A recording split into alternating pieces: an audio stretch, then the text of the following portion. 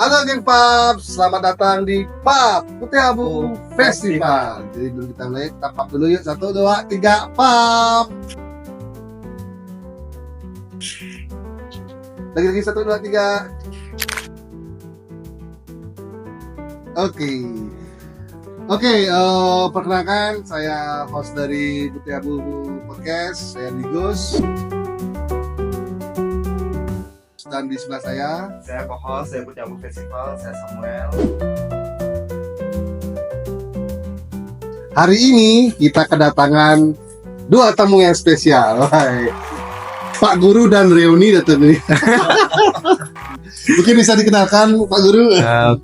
Perkenalkan nama saya Iwayan Degus Jaya, saya dipanggil Degus. Sebelahnya ini mantan OSIS. Sama saya Putu Reza Bimatara, bisa dipanggil Reza, bisa dipanggil Bima juga. Oke, kebetulan ini Degus ini adalah mantan ketua OSIS-nya X98 angkatan 9, kalau salah 9 OST ya. Ya, 9 OST. Betul. Dan Bima juga mantan OSIS juga angkatan 9 OST juga SMA 8. Dan co-host kita pun mantan OSIS juga SMA 8 Semapan. Itu tuh ada tuh poster yang Wah, Yellow Line. Nah, menyalawi. Oke. Degus mau cerita-cerita nih. Biasanya kita kan undang anak-anaknya nih, anak SMA-nya. Identik dengan Putih Abu ya, ada muridnya, otomatis ada gurunya dong. Okay. Dan ada alumninya, ada OSIS-nya. Ya. Jadi hari ini Degus undang Degus ke sini, kita berbagi cerita. Dalam arti sekarang sudah berapa tahun ya kita ketemu? 9 atau 8 tahun ya? 8 tahun lah ya. 8 tahun juga ketemu. Chat yang dulunya OSIS yang mana orang-orang kritis tapi berstrategi ya. Sekarang jadi guru. Guru. Nah, pasti Bima juga dulu OSIS. Dulunya beliau ada di OSIS tim kreatif juga, senang gambar. Ya, tidak jauh beda lah dengan kuliahnya. Dia kuliah di antropologi ya benar ya? Arkeologi. Barang-barang purba. Pitikan fokus erectus dengan fokus. Silakan gabung. Baru cek. Silakan gabung. Oke, Degus, apa namanya? Apa sih kesibukan Degus sekarang ini sama Kak Bima? Kak Bima. Nongkok kamu Dengan Pak Guru Degus. Pak Degus. Apa kesibukan yang belakang ini setelah pertama SMA, habis itu kuliah, dan akhirnya sekarang jadi guru, apa sih kesibukannya sekarang ini? Oke, dari saya dulu Bima. Jadi sebenarnya terima kasih dulu guys. Saya sudah diundang kita di acara podcast ini. Kemarin juga sangat viral sekali ya. Kayak buat festivalnya. Terus saya tanya, Sam, kok bisa membludak gitu ya? Tadi kemarin saya bilang hampir ribuan orang nih. 8.000 orang ya? 8.000-an. Hadir. Keren sekali. Terus untuk kesibukan hari ini sebenarnya setelah tamat kuliah ngajar pasti. Saya jadi guru, jadi pengajar. Guru apa nih? Nah ini agak aneh ya, karena saya ngajar di 2 sekolah. Jadi saya ngajar itu di SMP PG 8 di Griasta. Saya sebagai guru agama. Oh, Rahayu. Terus saya juga ngajar freelance di SMA PGRI 2 Denpasar. Di sana saya sebagai guru sosiologi. Wah, jarang ya. Dulu IPA. Sosiologi. Oh, ini masih IPS juga. Nah, itu jadi kesibukannya masih ngajar. Selain itu juga saya sibuknya hari ini rutinitasnya selain bagi guru juga kebetulan di Gianyar saya dipercaya sebagai ketua aliansi pemuda Hindu Kabupaten Gianyar. Jadi itu yang menyita banyak waktu. Dan beliau Pak Degus ini adalah suka seni loh, menggambar, bukan ngigal. Oh ya, topeng. Itu salah satu ilmu langka buat anak-anak muda di Bali. Bisa ukir saya, bisa menggambar saya. Mungkin loh. Ini bakal langka, produk heritage nih. Iya betul sekali. Beneran cuma aja yang ngurus heritage. Oke, bagus. Ya. Jadi kalau Pak Bima apa sih punya sekarang, Kak? Kalau sekarang itu kebanyakan Dulu kuliah di mana? Itu dulu. Setelah saya tamat SMA, saya dulu anak buahnya ini Oh iya. juga Saat senang bareng di SMA, saya mental agak jauh, nggak di Bali, jadi kuliah ke Jogja. Nah, di Jogja itu kuliahnya jurusan arkeologi, seperti yang dibilang Barang tadi purbakala. antik, barang antik. Nah, itu salah satunya barang antik. Terus kalau misalkan ada tengkorak manusia purba, nah itu belajar itu juga. Kampusnya di mana dulu? Candi, Kampusnya? kampusnya, nah itulah yang G. Ya, Itu ada inisialnya G. Universitas Gajah. Universitas Gajah Gajah Mada. Nah, kayaknya Tapi Gajah di Jogja masih ada. di Jogja. Itu. Yang UGM ya. UGM. Nah, setelah tamat kuliah, itu kan COVID tuh 2021 2022, itu diam di Jogja dulu selama 1 atau 2 tahun gitu sama teman-teman. Bikin perusahaan, jadi perusahaannya itu bergerak di bidang arkeologi, jasa arkeologi, proyek-proyek sama dinas kebudayaan seperti itu. Nah, itu juga di selang waktunya itu konten-konten, bikin konten YouTube juga namanya Balakala, silahkan di-subscribe. Balakala itu kami sharing-sharing terkait penelitian kami di Yogyakarta dan sekitarnya terkait arkeologi seperti itu. Nah, setelah dari perusahaan itu saya lanjut ke Sulawesi. Nah, Sulawesi ini pekerjaannya jadi fotografer juga, cuman ya itulah fotografer. Selama setahun dikontrak. Nah, itu adalah yang dipoto-foto di sana. Itu yang difoto manusia bakal apa manusia baru? Manusia modern. Manusia modern. Manusia modern yang punya uang, Gak bisa bayar kan?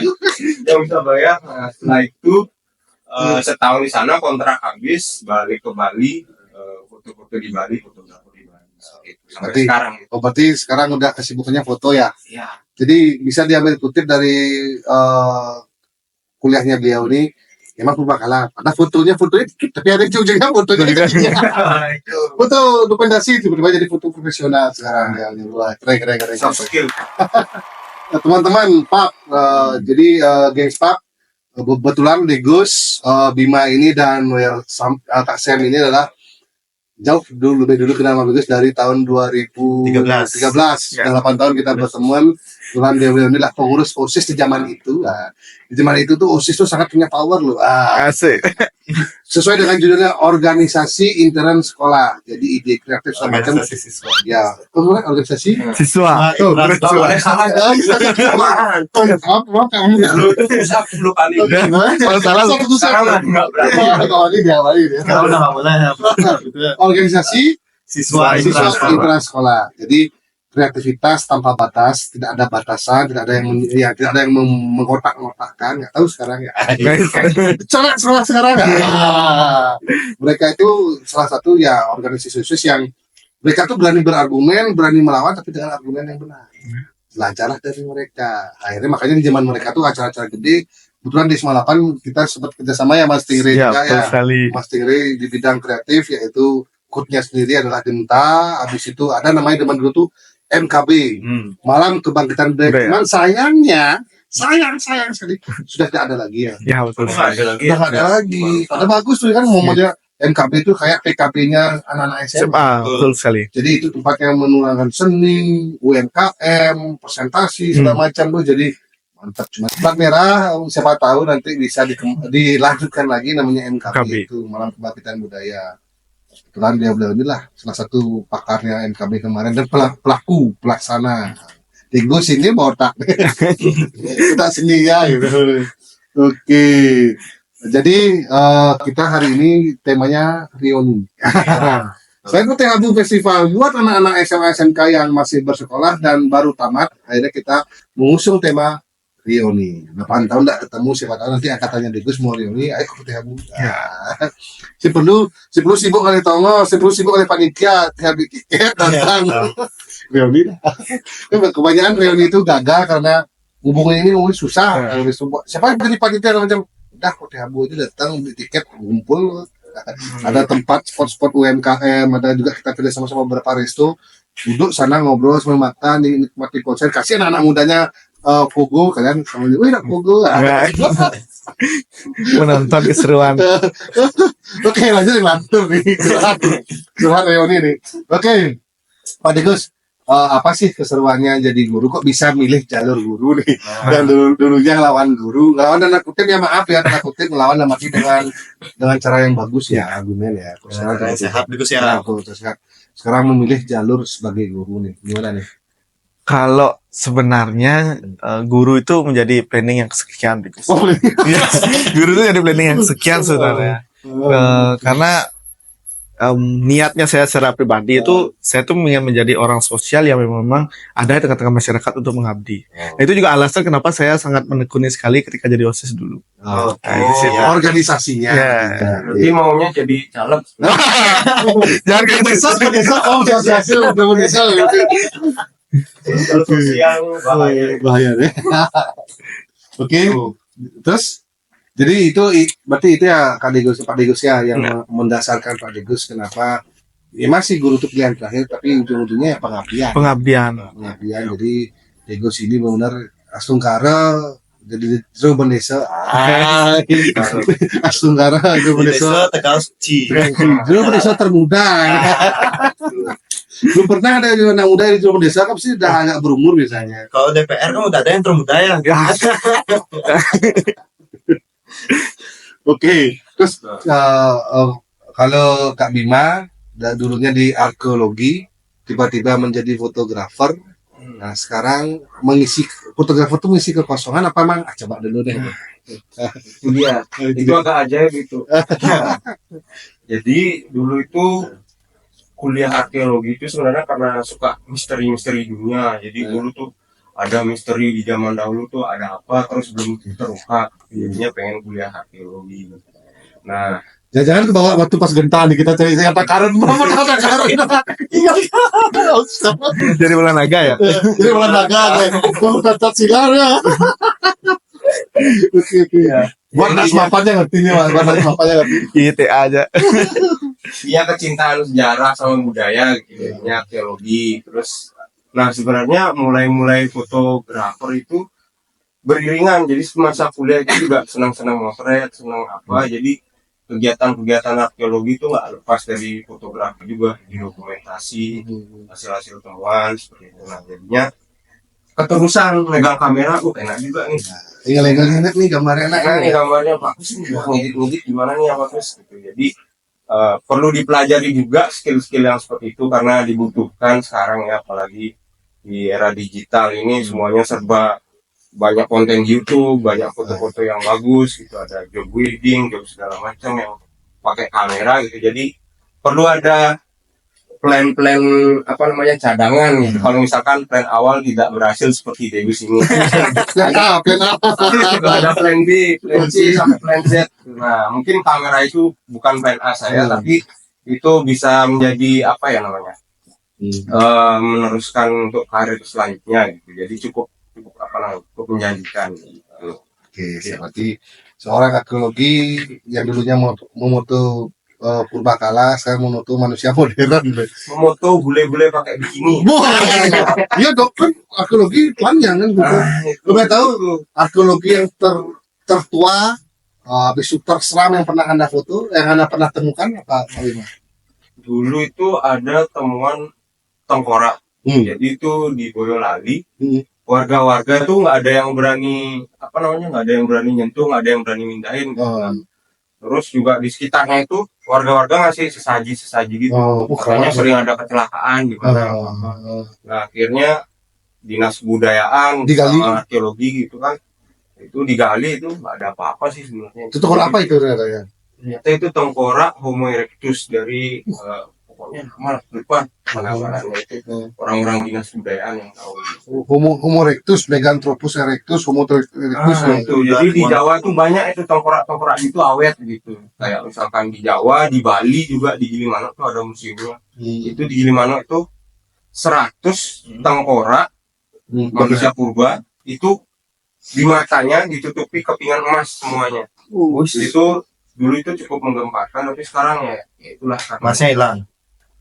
nggak hilang, beberapa masih ada, tapi ya itu di museumnya itu sepi, nggak ada yang mengunjungi lah, malah gitu, memprihatinkan. Wih bener nih bagi anak teman-teman, adik-adik, gengs pub, kalian harus belajar loh ilmu sejarah asalkan dari mana? Asal manusia, asal muasal manusia itu dari apa sih? Dari seonggok berlian kah? Atau seonggok batu? Belajar sama Kak Bima nih. Oke. Jangan lupakan sejarah. Jangan lupa kasih ada jas merah. Oh, iya. Paling jauh udah pernah penelitian sampai kemana, Bim? Paling jauh.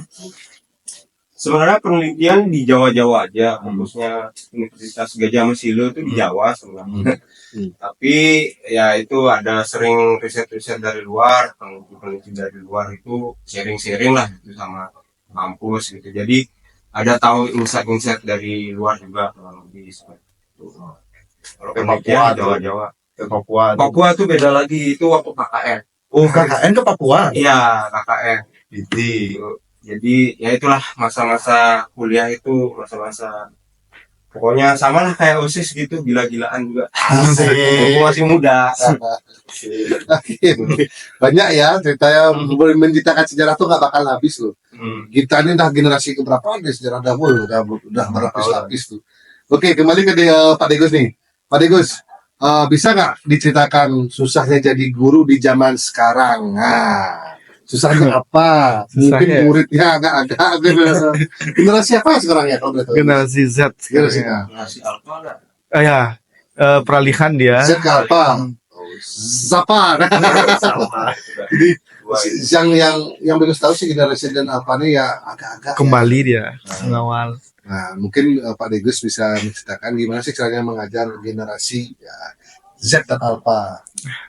Jadi sebenarnya jadi guru itu kalau dibilang susah ya. Terlebih lagi gaji guru itu kan nggak seberapa. Ini bukan maksud menyinggung ya, tapi ini fakta. Tapi ini fakta. Dibandingkan tanggung jawab, sebenarnya untuk menjadi guru tuh bukan. Saya pernah disampaikan seperti ini oleh seorang kepala sekolah. Bersekan jadi guru gitu. Sudah serius mau jadi guru. Guru itu tidak bisa kaya. Gaji guru itu palingan cukup untuk makan saja. Setelah saya masuk jadi guru, saya coba ya benar. Makan berdasarkan. Dan Tolong setelah Pak Nadiem Makarim. setelah saya jalani panggilan jiwa menjadi guru itu, pertama siswa sekarang itu bisa dikatakan generasi mudian ya. Mood muda gitu. Mood banget generasi sekarang tuh mood. Gimana mood muda berarti guru yang ngajarin mereka ini? Kalau kita dulu kan, ya walaupun kita OSIS, istilahnya kita OSIS memiliki space yang berbeda dari siswa biasa, kan kita tetap hormat sama guru.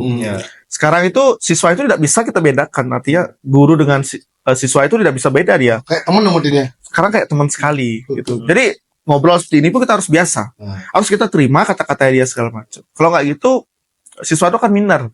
Nggak bisa masuk yang bisa match seperti ya. Nanti susahnya di mana? Susahnya ketika kita mentransfer materi. Gitu akan ada miskomunikasi ketika dan ingat hari ini tuh guru itu tidak hanya sebagai pengajar, pendidik. Guru tuh banyak hari ini tuh lebih kepada bagaimana pembenahan karakter mereka. Sebagai teman loh dia. Iya, teman curhat segala macam, apalagi mental health anak-anak sekarang.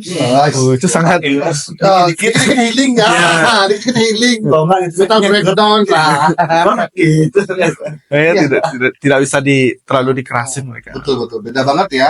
Kebetulan juga saya hidup di zaman itu. Dan Pak Degus, Bima, kita dulu sama guru tuh, jangan kan curhat. Ngorta di panggil guru udah ketak-ketak dan kita akhirnya. Sekarang curhat ya guru itu. Gitu ya. Berarti gitu ya. Emang zamannya seperti itu ya. Oke. Jadi bukannya tidak ada rasa hormat dengan seorang guru yang Degus sering dengar nih, generasi ini sekarang ini bilang, nah, sekarang campah ya guru, ngorta ya guru cara memperhatikan, berarti emang itu yang terjadi ya. Itu yang terjadi. Jadi bukan campah berarti ya, bukan, memang generasi cara pola mengajarnya yang berbeda. Iya. Dulu tuh kita tuh bukannya segan takut. Terus takut nggak dulu? Pak sebenarnya kita sekarang nggak takut. Pak apa kabar? Ya, betul. Dan ini sebagai ini pengalaman saya pribadi ya. Dan kita sebagai guru pun harus siap dengan itu, guys. Jadi kita tidak boleh membatasi diri kita dengan siswa itu. Artinya kalau siswa punya keinginan A, keinginan B, kita berusaha untuk mengcover keinginan itu.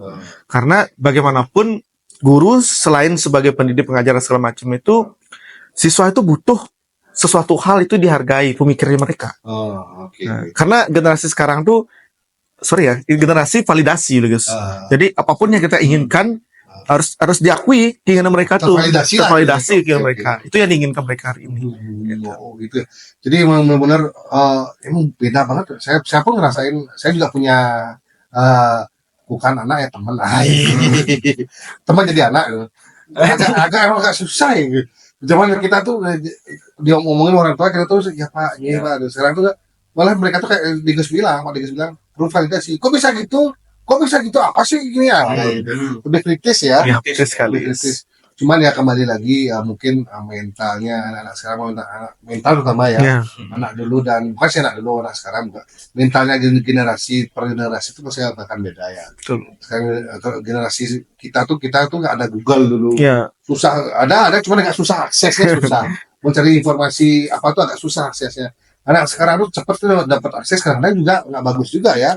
Kadang akses tuh hoax, kadang akses tuh membuat mereka breakdown kan. Ya. Mental breakdown, cepat capek, cepat ngeluh tuh. Karena mereka gampang banget sih, dia kena akses terlalu gampang, mereka gampang banget ngerjain ini, gampang banget ngerjain itu. Kalau kita dulu tuh butuh usaha, untuk mempelajari sesuatu tuh kita butuh usaha untuk waktu, bukan. Kalau anak sekarang tuh instan, bisa dibilang instan ya. Apalagi nggak di filter gitu ya, Itu. semua masuk. Minta sekarang, aku minta A, harus ada A sekarang. Kalau kita nggak minta A tuh ke B, ke C, ke D, baru dapat A kan. Jadi orang ya, kalau orang tua disuruh gini ya baru dapat A aja kan gitu ya. Jadi poinnya, tapi kita akhirnya akan menghargai proses. Bedanya instan sama proses itu pasti beda. Pasti. Itu akan menjadi perbedaannya kerapuhan sebenarnya. Kalau instan tuh apapun yang cepat itu saya agak rapuh dia.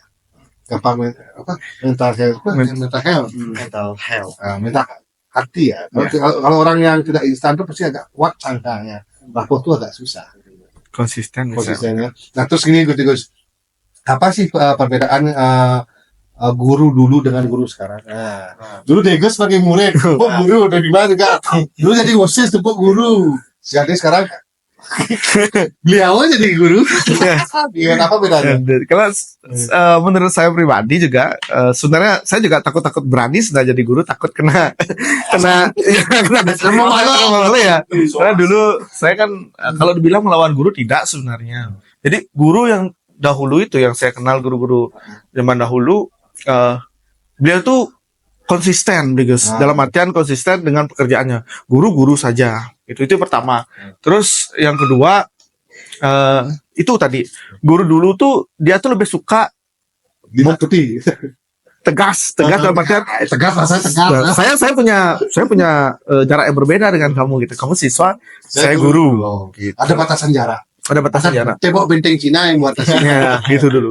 Dan biasanya guru-guru dulu kan masih itu main-main hukuman fisik. Ya, itu yang paling terkenal kan. Musuh fisik segala macam. Saya pengalaman di SMP itu dulu masih kecil-kecil kita sering sekali dihukum fisik gitu. Berarti kalau boleh dibilang guru zaman dulu tuh ingin ditakuti bukan disegani ya. Ya, Ada beberapa yang ya, ada yang beberapa gitu guys. Jadi secara tidak langsung karena kita takut sama beliau, ya kita segan jadinya. Gitu. Segan untuk ngomong pun ya udah deh gitu. Jadi kayak takut orang-orang bertemu guru. Akhirnya ujung-ujungnya harus ada jarak jadinya kan. Ya, jarak. Nah, terus kalau guru sekarang malahan berbeda ya. Nah, guru sekarang itu karena mungkin generasi Z kita ini menjadi guru tuh lebih kepada kita realistis aja sih. Realistis saja.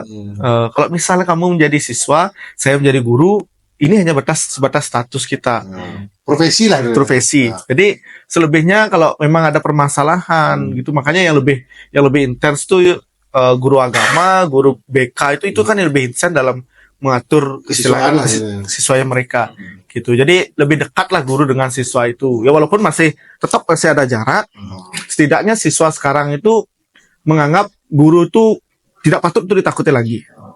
Tapi kita harus lebih sering untuk bertukar pikiran. Lebih dekat lah ya. Ya. Terus ada pengalaman unik nggak selama ini jadi guru, atau coba diceritakan pengalaman unik jadi guru menghadapi murid-murid zaman sekarang uniknya. Kalau Ada kelewat sampah mungkin nggak? murid yang paling nakal lah. Iya. Oke. Kalau murid, pengalaman unik saya jadi guru ya, kalau dibilang unik, mungkin unik ini. Saya pernah ini nih sekarang saya ngajar sosiologi ini di SMA PG 2. Nah, ini pengalaman untuk guru juga. Saya kira mengajar di luar bidang kita itu gampang. Saya ngajar sosiologi, walaupun saya hidup saya di sosial. Saya berpikir, nyen tawang ke siswa gitu kita pikir kan. Nah, akhirnya pertama saya ngajar, saya berbicara tuh masalah sosiologi, perubahan sosial Indonesia, perubahan ekonomi segala macam. Nah, adalah siswanya ini nyetuk, Pak, apa yang Bapak bilang tuh semua salah gini. Ini loh datanya di Google ada gini. Nah, di sana itu kita menjadi kayak malu sendiri itu loh. Iya, habis dari sana lah saya langsung beli buku sosiologi. Saya pelajari semua sosiologi. Teman-teman yang kuliah di sosiologi di kan kebetulan teman kita seangkatan ada yang kuliah di FISIP. Terus saya mintakan buku, saya belajar dari sana. Artinya apa? Artinya siswa itu kita memandang siswa itu lebih istilahnya lebih rendah kemampuan dari kita itu salah. Sebenarnya kita kembali lagi ke teknologi ya seperti yang bilang Digus tadi gitu. Ada siswa yang jahil memang jahil seperti itu guys. Artinya kan ya guru ini mungkin gitu. Benar kan dibilang guru nih gitu. Mereka ngetes kita itu, dan itu bagus sih untuk perkembangan pendidikan sebenarnya. Jadi guru yang dites seperti itu tuh tidak menuntut guru dia tidak mau termotivasi untuk belajar jadinya. Nah, itu jadi kan secara akademis tuh. Secara akademis tuh ada murid yang tes gurunya didengarin, habis itu diserang gurunya dengan Google. Dia yakin murid pun mesti cek di Google nggak belajar. Saya cek di Google tentang sosiologi Indonesia. Ini lah Pak. Itu jadi guru sebelum itu. Kalau baca ya Google, saya sudah ngajar Googlein deh. Makanya guru itu konsepnya belajar terus menerus ya. Terus ya kita pernah putus ya. Jadi makanya guru awet dengan guru mana pernah nggak ya guru lebih tua pada kita berdua, kita aja tua lebih guru. Iya, kadang-kadang kayak gitu. Makanya buka guru tuh zaman kita sekolah SMA sampai kita udah nikah punya anak masih sama loh. Tila-tila ya sama. Terus kita bisa ingat tahu. Terus coba upgrade diri. Oke, itu secara akademis nih. Mungkin Pak Degus pernah ketemu sama yang non akademis nih, saking bandel saking bandelnya, habis itu mungkin lebih banyak bolosnya atau yak lah gitu. Yang paling berbahaya dulu guys ya. Ini mungkin tidak patut dicontoh ya. Ada siswa yang di suatu sekolah nih, siswa sudah diberikan uang SPP untuk membayar, gitu. Tetapi dia mengatakan uang SPP-nya sudah dibayar, padahal itu belum. Terus diminta sama bukti sama orang tuanya, di screenshot lah chatnya dengan uang kasetnya, gitu. Padahal uang kasetnya ini fotonya udah diganti. Gitu. Dia chat sama temennya ganti foto pakai foto kasetnya, gitu. Kan percaya aja dia kan. Gitu. Ini orang ini sih. Akhirnya ketahuan. Ya, akhirnya ketahuan gitu. Nah, ini yang perlu dicontoh ya. Ya, karena itu teknologi lagi. Ya. Jadi saking canggihnya teknologi, pintar teknologi, akhirnya pintar itu dipergunakan untuk hal yang berbeda gitu ya. Lalu bahaya. Jadi ya, untungnya apa nih, orang tuanya nuntut nggak atau gimana, sekolah gimana? Karena dipanggil dari sekolah.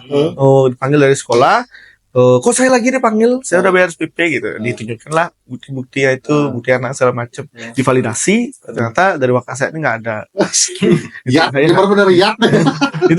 Itu. Tapi yang masalah bolos-bolos, ikut geng-geng itu kan makanan sehari-hari dari kita. Dari generasi sebelumnya udah seperti itu. Jadi itu kenakalan remaja yang tidak pernah berubah. Tidak pernah berubah, dan itu merupakan, kalau menurut saya pribadi sebagai guru itu memang diporsir anak-anak itu, diporsir dia remaja, dia memiliki karakteristik kenakalan sendiri-sendiri. Sejenisnya itu ya. Jadi ada titik sejenisnya itu ya, berarti yang sama, yang cenderung akan mengulas seperti itu ya. Dan saya sampaikan ke anak-anak, Bapak pernah bolos sudah? Sering bolos salah gitu. Sering dispen. Bolosnya pakai surat dispen. Iya, surat dispen dulu. Oke. Jadi saya sampaikan ke anak-anak di kelas seperti ini. Kalian sekolah itu tidak menjamin sukses. Kita gituin. Tapi kalian sekolah itu memperluas link dan segala macamnya. Terus ada yang nyetok, Pak, kalau saya nakal segala macam tuh apakah saya bisa sukses? Saya tak sampaikan. Dan kebetulan kita punya banyak teman-teman guys di SMA. Contoh. Ya, yang jarang masuk kelas, yang nakal segala macam. Duluan mereka sukses daripada saya. Jadi polisi ya kan, banyak teman-teman kita jadi polisi kan, walaupun latar belakang SMA-nya bolos segala macam gitu. Karena apa? Karena ketika kita tamat SMA, keadaan itu sudah mengubah pola pikir kita sendiri, guys. Keadaan sudah Tergantung kita ada di lingkungannya di mana gitu ya. Di lingkungan ya. Di sekolah itu cuma sebagai kayak oleh di buku itu sebagai daftar isi ya. Di traktor mungkin isinya itu adalah lingkungan ya. Ya. Jadi isi dari buku itu yang mengajarkan orang untuk yang membaca, si pembaca kan. Ya. Jadi selembar kertas putih lah itu kan. Nah, dari SD, dari TK, SD, SMP, SMA, terus diisi dengan daftar isi dan isi akhirnya ujung-ujungnya bukunya itu akan menjadikan suatu judul yang untuk akhir hidupnya dia. Ya, betul sekali. Woi, Cerita hidup. kita di sini. Sok guru banget. Digus ini guru intern Bali. Baik, guru ingat sih enggak ada. Guru kita di luar sekolah ya. Guru di luar sekolah itu apa ya? Guru pakal. Guru kehidupan. Bukan guru kehidupan pengalaman. Kemudian Ya. tidak semua hal yang kita bisa terima itu di sekolah tidak ada. Berarti banyakan juga sudah dapat bukan sih ilmu ya pengalaman sih ya. Pengalaman hidup, pengalaman jalan seperti Digas bilang adalah lingkungan yang menyebabkan. Ya. Kebiasaan. Biasa. Dan satu yang bisa dikutip itu adalah bukan berarti anak-anak yang nakal itu bakal jadi sukses atau anak yang nggak nakal nggak sukses, bukan. Intinya kalau anak nakal itu cenderung lebih berani. Ya. Cenderung lebih Betul berani sekali. itu mengambil keputusan, mengambil sikap cenderung lebih berani. Tapi kalau kadang-kadang anak yang akademisnya bagus, kadang-kadang mereka tuh terlalu terdidik dengan diktator kan. Ya. Jadi di saat dijodohkan dengan keputusan dia susah. Harus nyari referensi, harus ini segala macam kan. Nah, jadi yang bisa diambil itu kesempatan tidak akan datang dua Dua kali. Gila ada ya. Oke. Oke. Nah, Digus menangani murid bandel. Gimana sih caranya Digus menangani murid bandel? Kalau saya pribadi guys ya, saya lebih senang berteman dengan murid-murid yang membandel.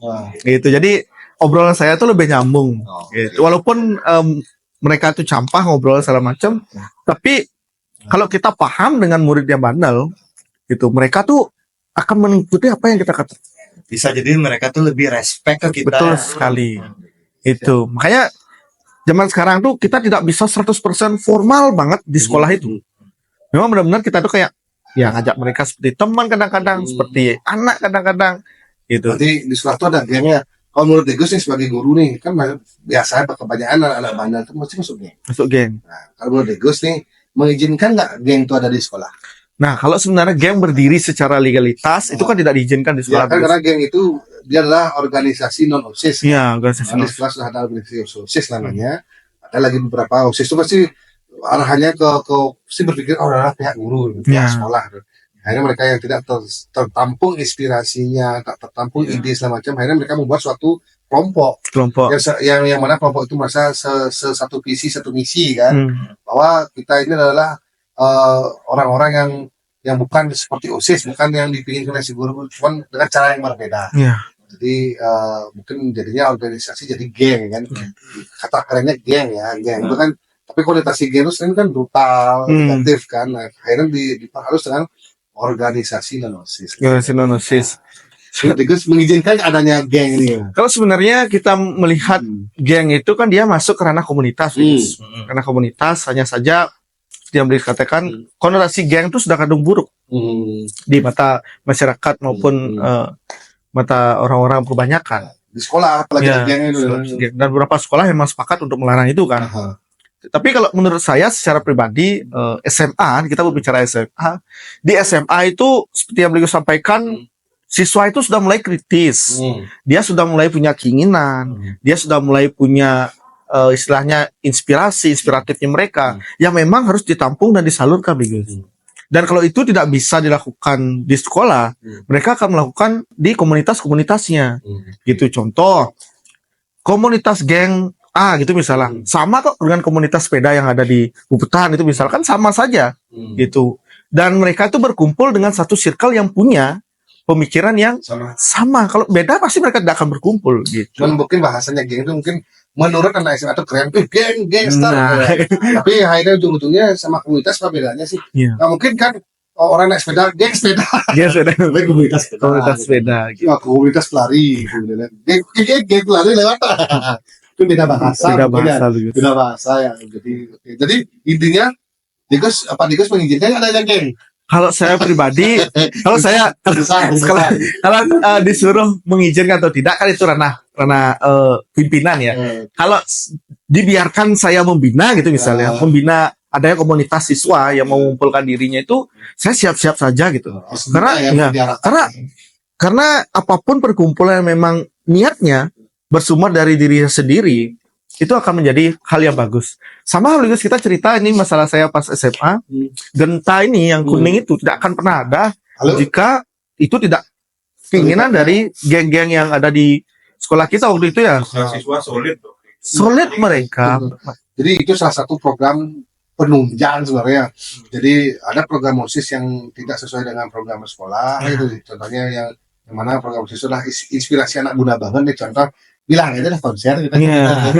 Bilang konser, akhirnya pada ujung-ujungnya Ligus pun berpikir hari ini Ligus buat namanya konser, bukan sih konser Putih Abu Festival, untuk mewadahi mereka juga. Jadi untuk mereka, karena pengalaman Ligus nih dari generasi ke generasi ketemu dengan OSIS, ketemu dengan siswa berapa generasi segala macam, ya sering terjadi terbenturnya aturan, terbenturnya sikap sekolah untuk menangani keinginan siswa, ide-ide kreatif siswa.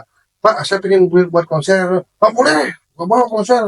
Ujian pes, ujian sekolah sampai pesta. Pasti cenderungnya kepada materi, bukan pada kreatifnya mereka. Iya betul. Ya kan seharusnya. Nah ini mungkin ke depan Gus saya menitipkan sebagai guru. Oh, gini loh.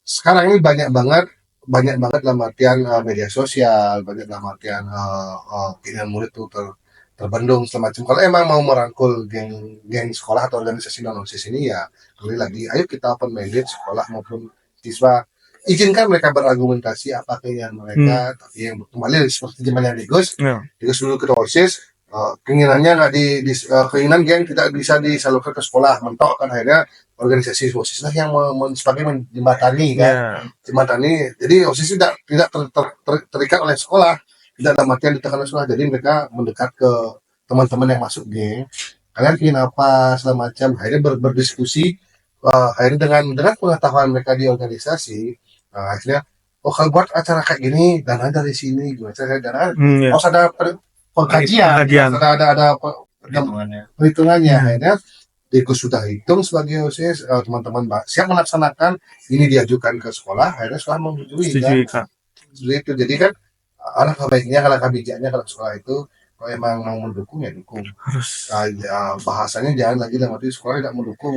Asal sudah berbau uang, pasti sekolah ini sekarang kayaknya lagi takut namanya pungli ya. Iya, karena itu problem di sekolah sih sekarang ini. Nah, kembali lagi, kalau sekolah yang mungut pungli namanya. Tapi kalau siswa, nah itu yang berbeda kan, itu punya tanggung jawabnya. Ya itu makanya siswa. Saya pernah mengutip istilah dari Nadiem Makarim ya, Menteri Pendidikan namanya. Sekarang adalah sekolah yang berbasis sekolah yang sekolah Merdeka Belajar. Disarankan sudah belajar entrepreneur dari sejak dini, dari SMA. Itu otomatis seharusnya dengan adanya kurikulum ini, seharusnya anak-anak SMA di generasi sekarang ini lebih gampang dia membuat sesuatu kan. Ya kan, karena arahan arahan menteri pun plat merah pun bilang dari SMA kamu belajar entrepreneur, event itu pun kreatif itu bisa di-entrepreneur kan. Dalam artian buat acara, konsep acara, buat sponsor, uang, segala macam, tiket, segala macam kan. Nah, kalau sepengetahuannya Gus nih, kayak kalau ada siswa yang buat, mereka mengutin tiket ke teman-temannya, bukan mengutin dalam arti memasarkan, bahasanya kan mengutin dibilang ntar pulih lagi kan. Teman-teman, aku punya event nih, aku pasarkan tiket, pasarkan bahasa, tapi di harus pasarkan. Memasarkan tiket, apakah itu bisa dibilang pulih lah ya? Nah sebenarnya kalau berbicara seperti itu Gus ya, ini juga sejalan dengan yang beliau sampaikan. Apa bedanya ketika kita membuat event konser dengan menarik biaya, dengan pembuatan stand-stand makanan kreatif, dengan kita menjual makanan, membeli di pihak sekolah. Jadi sebenarnya yang dikatakan pungli, menurut saya pribadi itu mengacu beberapa aturan juga.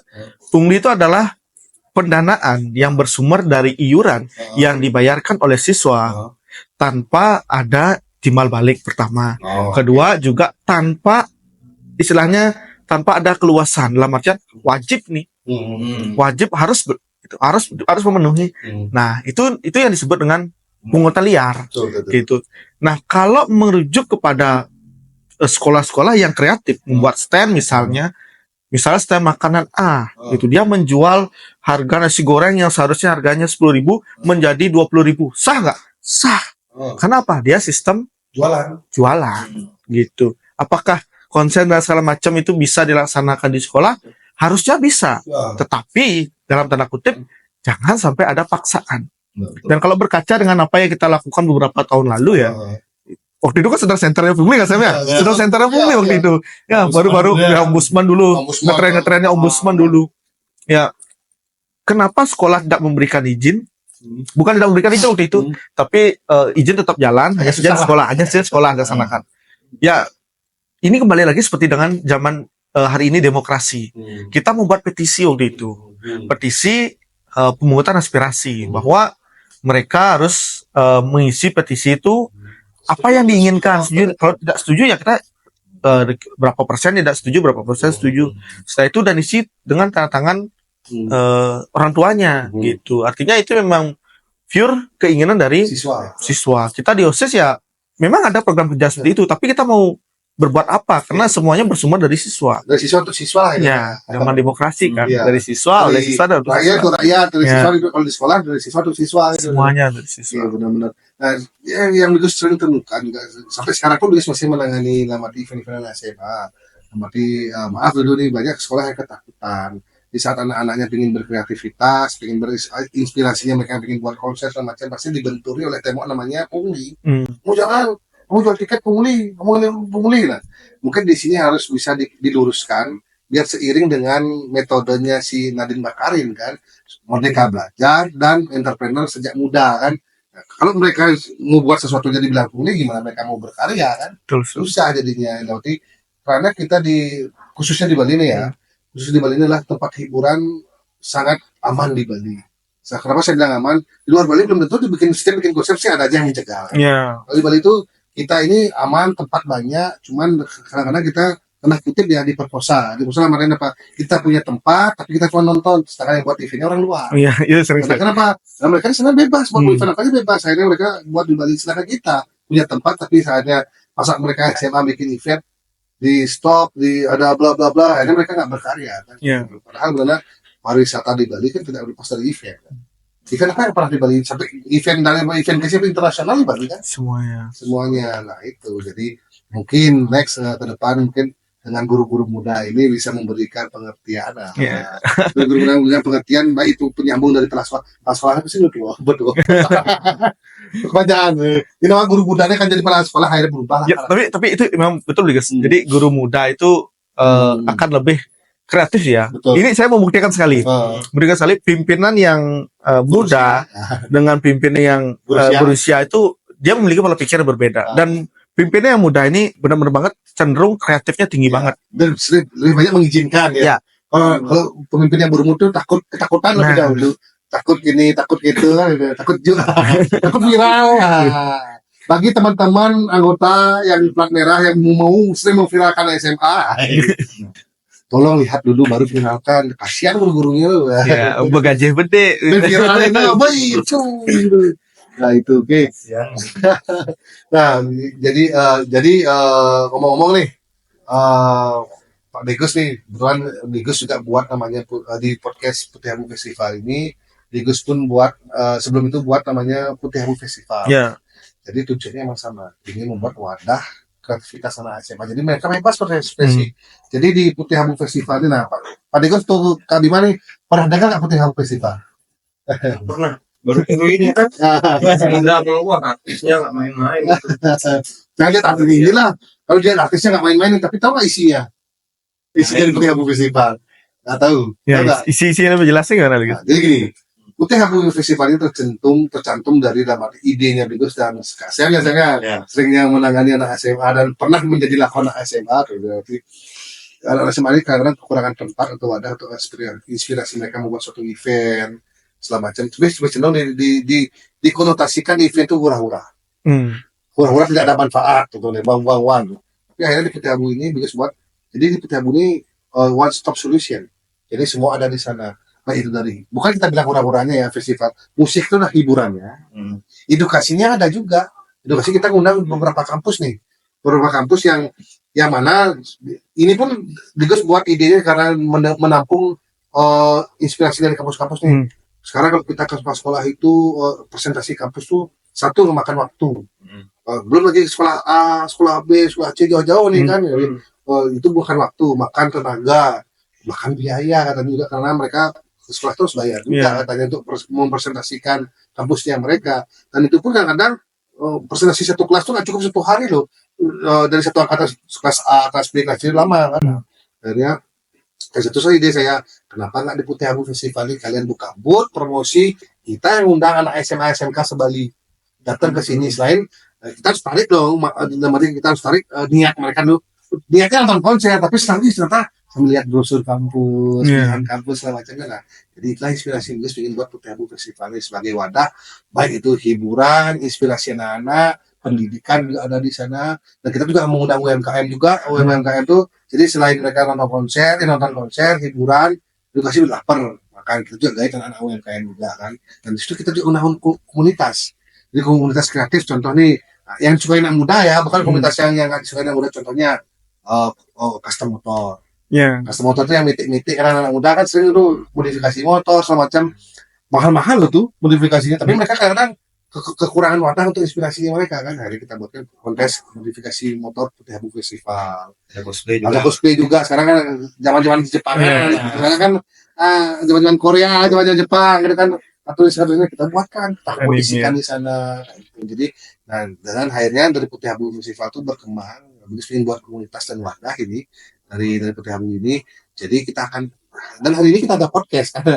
Di podcast ini kita ada batas, kita ada skenario ya, jadi kita benar-benar lost bicaranya, baik itu dari siswanya, baik itu dari gurunya, baik itu dari alumninya. Mudah-mudahan Pak Dinas, Pak Kadis bisa datang juga. Ya kita saling menampung ya, nampung inspirasi apa sih inspirasi anak-anak sekarang ini. Nah itu jadi alumninya kita tampung kan, alumni yang alma mater sudah tamat sekian tahun. Saya pengen reuni ya, reuni Kak di sini di Putih Abu. Nah, kita memang siapkan tema kita Putih Abu kita selain di Putih Abu Festival reuni on temanya. Nah itu. Jadi benar-benar Putih Abu ini wadah. Ya. Ada pengalaman-pengalaman yang kita sudah handle itu. Nah terus kalau dari Digus nih sama Bima kan lah pernah datang ke nasional kemarin itu ya 2015 udah pernah datang ke nasional siapa tuh 2015 nggak sih? 2015 si Tongpi ya. Tompi sama Isyana Saraswati. zaman itu loh Ya itu dia. anak-anak sekarang belum tentu bisa datang itu.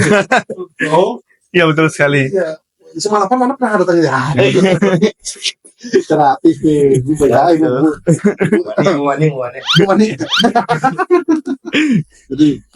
jadi kalau menurut Digus dan Kak Bima nih request bintang tamunya siapa nih kira-kira? Untuk siapa nih? Untuk di mana nih? Untuk Putih Abu Festival. Untuk Putih Abu Ya Festival. 2025 ya. Kalau saya pribadi sekarang yang sedang yang paling menurut saya masuk dengan perasaan anak-anak tuh Viera sih. Jadi kan lagu-lagunya dia tuh sangat. Tapi zamannya Digus ada viral belum? Tapi kan waktu itu yang nyentereng waktu itu kan Isyana memang sedang naik daunnya sekali dia. Berarti viralnya memang lintas generasi ya juga ya. Dari Legend juga ya. Jadi kalau kenapa sih dulu kita mintanya Isyana dan Tompi kan Karena lagi viral ya. temanya kita jazz. Oh, Ya kan jazz waktu itu. Pas ya. Setelah kemarinnya di tahun sebelumnya kita undangnya Niji ya. Niji dan Ran. Karena temanya band. Ya, setelah jazz. Yang adik-adik kita beda lagi. Iya, kan itu DJ semua. Party semua. Party Semua. Camkan buat semua para. Oke. Kalau tadi mas siapa? Kira-kira. Kalau saya sih beranjak dari perspektif saya tadi sejarah kebudayaan. Iya. Siapa? Jadi sejarah kebudayaan. Jadi kita sebagai masyarakat Bali harus tetap melestarikan seni dan budaya Bali. Jadi kita undanglah juga artis-artis lokal, Iya, artis untuk lokal. mengimbangi Artis nasional. luar gitu yang kita undang ke Bali. Jadi adalah timbal baliknya gitu. Mereka terkenal di kita juga terkenal di kalangan masyarakat sendiri. Iya. Jadinya bebas sih, yang penting Band lokal. gitu. Siapa yang kira-kira masuk Banyak sih. Banyak. Banyak yang memang Ya, nyentuh. Yang kemarin kan yang nyentuh kan siapa namanya? Tika, itu kan nyentuh banget anak muda gak sih? Sumatera juga kan. Harmonia itu deh. No Stress juga ada. band juga banyak Oh dulu kita sering nang Nostras gak sih langganan kita ya? Sekarang pun masih Masih Nostras. masih eksis ya.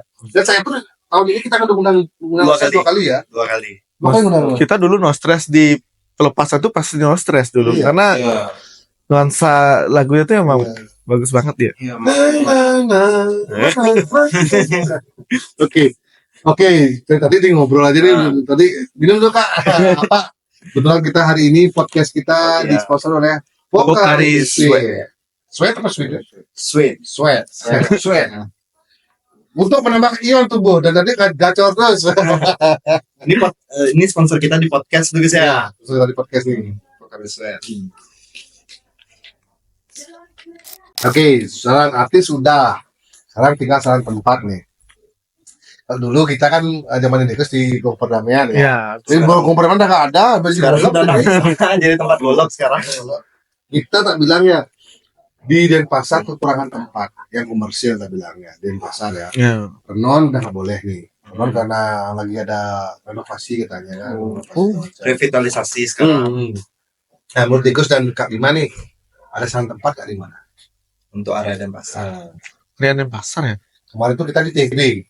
Taman Udah kalah. Festival Bali. Tapi tempatnya kan bagus sih sana memadai. Luas banget 4 hektar. Cuman yang masih terbengkalai masih tapi kemarin kita tata ya, tahu nah sulap bim brak. Dan kedepannya pasti akan kita tata lebih bersih, lebih rapi lagi supaya kan biasanya kalau TFB itu kan kesannya selalu horor ya. Iya. Mana dulu Putih Abu kemarin aku 3 hari tidur di sana bawa dingin biasa aja gitu. Oh. Setelah kita datangin rumah hantu lagi kan. Emang kita buat wahana rumah hantu juga. Ada wahana hiburan rumah kayak hantu. gitu. Makanya kita bilang sama teman-teman yang mau masuk, adik-adik kita ada hantunya 5 ya, kalau ada 6 berarti bonus. Bercanda. Oke. Tapi ya itu Tapi kalau tempat di sana ditetapkan tempatnya bagus juga nggak sih? siapa tahu ya. Ya. Siapa tahu jadi rumah tempat kreatif. Ya, jadi Pemerintah mengasih izin. ya, creative space kan Sebenarnya kan dari dulu itu sudah jadi tempat kreatif sih dulu sih apa mural orang-orang punya seni mural graffiti kan di sana ada itu disalurkan sebenarnya. Cuman belum ada yang mengurus. Ya. Waktu akhirnya kita coba di tim Stingray dan Putih Abu coba explore nah. Kita explore Putih TB ternyata setelah kita explore ternyata bagus juga. Tapi kok Keren juga jadi Kalau dari aku sendiri mungkin jangan pakai venue-venue yang udah biasa sih. betul. Benar itu inovasinya Bligus itu, jadi pakai venue-venue yang tidak terduga gitu. Cocok nih. Bisa Kalau Kak Bima ke sana bisa dapat penemuan-penemuan. jangan di tempat penemuan rusak injak-injak. Iya benar. Lebih jangan saya dia minat saya. Kalau jadi 4 konser ini 4 penelitian. Yang penting dikeluarkan lah kreativitasnya, gimana tempat yang tadinya kosong sepi nggak jadi apa-apa itu bisa jadi venue konser yang bagus. Kalau tempat-tempat yang udah biasa itu kan udah biasa nih. Ini jadi gini aja juga apa konsepnya gitu. Kurang tantangannya kurang ya. Ya, Challenge kurang. silahkan nanti ide-idenya mungkin bisa tulis di kolom komentar. Ide. Mau isi apa ya anak SMA? Itu enaknya jadi apa? Mau jadi apa? Mau isi apa? Lomba graffiti? Mungkin lomba drag race? atau misalnya teman-teman misalnya ada ide nih mau ada komunitas apa yang harus ada di Putih Abu Festival boleh banget komen. Ya Komen di bawah ini ya, di bawah ini. siapa tahu bisa kita terima kan aspirasinya, Iya. idenya gitu kita terapkan di Putih Abu Festival 2025. Pasti yang anak muda lebih lebih kreatif, Lebih kreatif. imajinasinya lebih baik. Iya. Berarti Pak Bima masih muda kan? Masih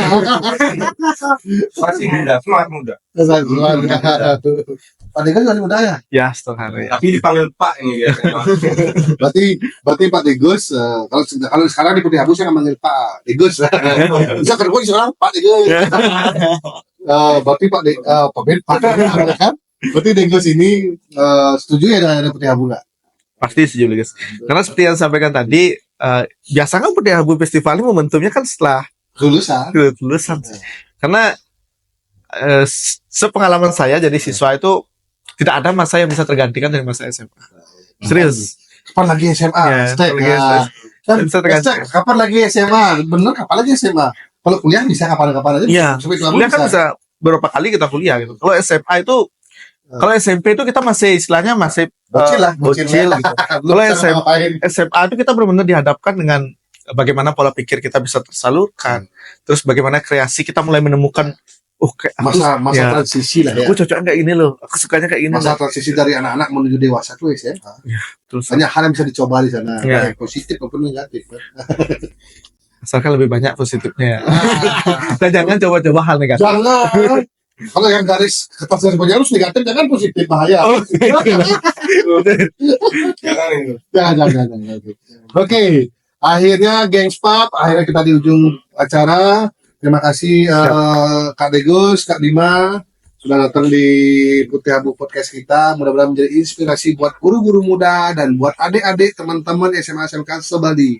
Jadi tetap berkreativitas, jangan takut mengargumenkan nih gurunya guru muda, nanti kan. Mungkin dari Kak Degus dan Kak Bima ada kata-kata hari ini untuk mereka lah. Untuk generasi Gangstaps. Mungkin dari Degus dulu ya. Oke. Nah, Degus dulu. Kalau dari saya bagi untuk generasi muda ya, generasi muda hari ini itu ketika kita SMA itu adalah masa yang paling bagus untuk kita menemukan siapa diri kita sebenarnya. Dan jangan pernah sia-siakan masa SMA, buat kenangan semanis mungkin di masa SMA. Bisa kita di sekolah. Oke. Thank you Kak Degus. Kak Bima. Ya kurang lebih sama sih kalau waktu SMA itu harus balance lah antara pelajaran, organisasi, terus apa namanya nongkrong sama teman itu harus balance. Jangan yang belajar terlalu belajar aja terus yang nongkrong aja terus itu kan jadi nggak seimbang gitu. Nanti di dunia kerja akan terasa nanti kalau misalkan hanya pintar di teori saja tapi nggak ada relasi, nggak ada teman-teman nongkrong itu susah cari kerja. Kalau misalkan nongkrong aja tapi ilmunya nggak punya susah juga gitu. Jadi Harus balance ya. nah, harus balance dan kreativitas itu juga tolong disalurkan ke hal-hal yang bermanfaat gitu, jangan yang negatif. Salah satunya ya di acara Putih Abu Festival. Oh ya. Oke, terima kasih Kak Degus. Ya. Terima kasih Kak Bima sudah datang di Sama-sama. podcast Putih Abu kita. Astungkara, semua sesuai dengan rencana, sesuai dengan impian. Nah, jadi Gangspap, sekian dulu dari Bigus dan Kak Degus, Kak Bima dan Kak Sam di podcast hari ini. Sampai jumpa di podcast berikutnya. Sebelum selesai, mari kita berpesan di depan.